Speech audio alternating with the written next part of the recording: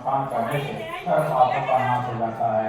देवी तुमने पहले हमारे पापों की तरफ किया था जो मैं सुनाता हूँ। पार्वती जी बोले, हे प्रभु, इस व्रत को मैंने किस लिए किया था वह तुमने लिखा है। तो पर अनेक प्रकार के भक्तिगण रहते हैं, अनेक प्रकार के मृग आदि जहाँ विचरण करते हैं, जहाँ देवता गंधर्व सहित किन्नर आदि सिद्ध जन रहते हैं। गंधर्वगण प्रसन्नता पूर्वक गान करते हैं, पहाड़ों के शिखर कंचन मणि विद्युत आदि से सुशोभित रहते हैं। वह गिरिराज आकाश को अपना मित्र जानकर अपने शिखर रूपी हाथ से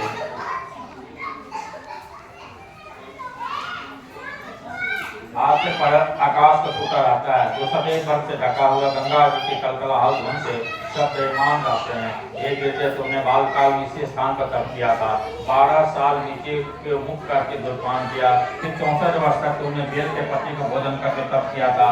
माघ के महीने में जल से ब्रह्मा जी के पुत्र देव नारद जी वहाँ आए।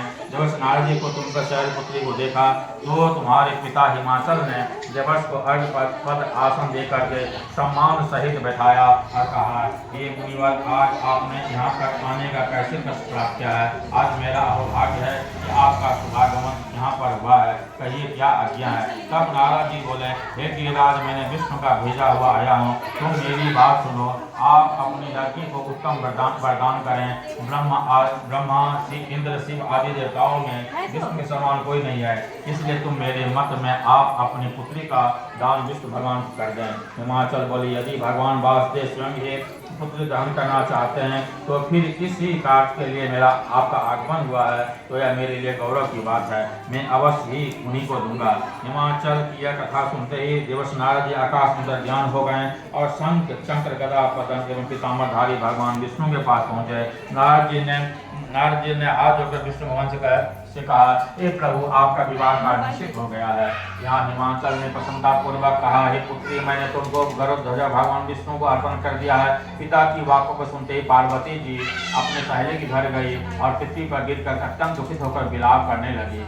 उनको विलाप करते हुए देखकर सखी बोली, हे देवी, तुम किस कारण से दुख पाती हो वो मुझे बताओ, मैं अवश्य तुम्हारी इच्छा को पूर्ण करूंगी। तब पार्वती जी बोली, हे सखी, सुन, मेरी जो मन की अभिलाषा है अब वह मैं तुम सुनाती हूँ। मैंने महादेव जी का बढ़ना चाहते हूँ, इसमें संदेह नहीं है। इस कार्य तुम पिताजी ने बिगाड़ना चाहा, इसीलिए मैं अपने शरीर का त्याग करूंगी। तब पार्वती के इन वचनों को सुनकर सखी ने कहा, हे देवी, जिस वन को पिताजी ने न देखा हो तुम वहां चली जाओ। तब हे देवी पार्वती जी, तुम उस अपनी सखी का हुआ वचन सुनकर ऐसे वन में चली गई। पिता हिमाचल तुमको घर घर में घूमने लगे और सोचा कि मेरी पुत्री का या तो कोई देव बन कर ले गया। मैंने नारद जी को यह वचन दिया था कि मैं यह किस तरह का पूरा होगा, यह सोचकर बहुत चिंता होकर मूर्छित होकर गिर गए।